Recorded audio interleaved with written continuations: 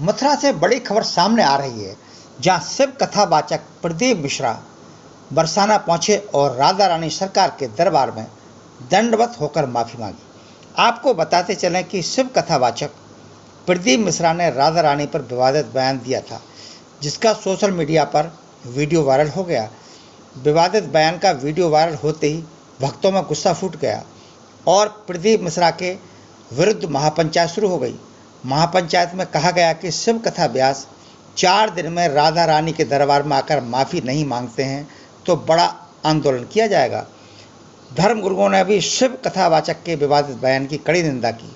चारों तरफ से घिरे शिव कथावाचक प्रदीप मिश्रा लाडी जी के दरबार बरसाना पहुंचे और दंडवत होकर माफ़ी मांगी।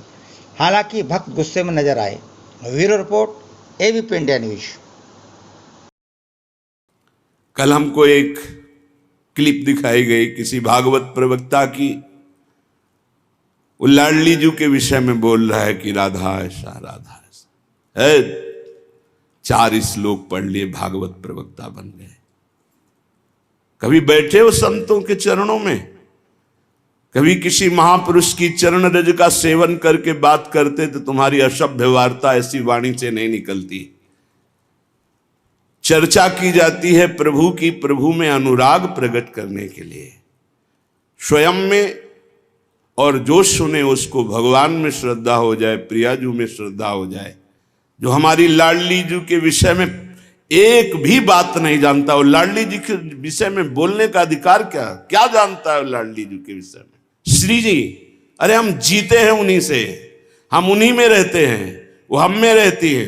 अगर तुम्हें जानकारी करनी कि श्री जी क्या है तो हमारी आंखों में आंख मिलाकर देख श्री जी क्या है, फिर तुझे पता चलेगा। यत पादाम्बुरुहे रेणुकनिकाम मूर्धना निधातुम नहीं प्रापुर ब्रह्म शिवादयो प्रधिकृतिम गोपेक भावाश्रया सापी प्रेम सुधा रसाम्बुद निधि राधापि साधारणी।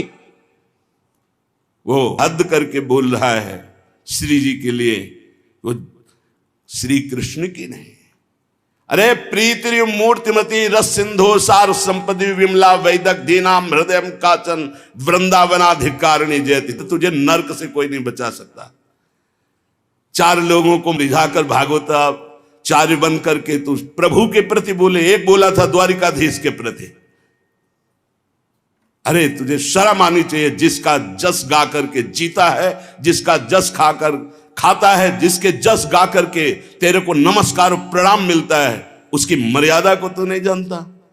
किस बात का माइक में बैठ करके प्रवचन करता है जब तुझे ब्रह्म तत्व का बोध नहीं।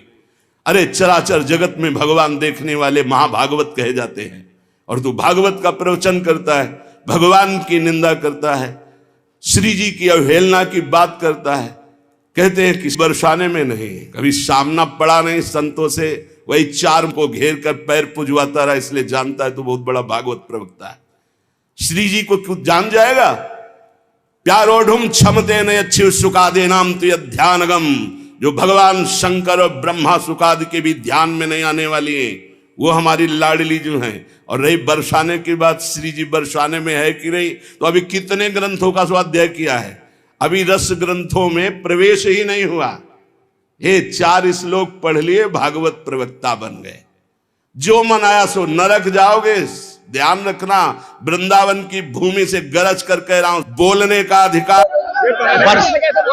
हमारी माता राधा रानी के चरणों में आज यहाँ पर आना हुआ, और लाडली जी ने खुद इशारा कर बुलाया तो तुरंत यहाँ आना हुआ, और राधा रानी जी के आज सुंदर दर्शन हुए और ब्रजवासियों के बीच में आना हुआ। मेरी वाणी से, मेरे शब्दों से जो भी चोट लगी हो उसके लिए मैं क्षमा चाहता हूँ। मेरी महारानी जी से, मेरी राधा रानी जी से, किशोरी जी से, लाडलू जी से क्षमा चाहता हूँ। और ब्रजवासियों को भी मेरी वाणी से, मेरे शब्द से कोई ठेस पहुंची हो, उनके भी चरणों में दंडवत कर प्रणाम कर क्षमा चाहता हूँ। और सभी मीडिया वालों से निवेदन है, सभी सोशल मीडिया वालों से निवेदन है कि किसी के लिए भी कोई अपशब्द ना कहे, राधे राधे कहे, हर हर महादेव कहे। और सभी, चाहे मृदुलकंठ शास्त्री जी हो, चाहे अन्य शास्त्री जी हो, किसी के लिए भी कोई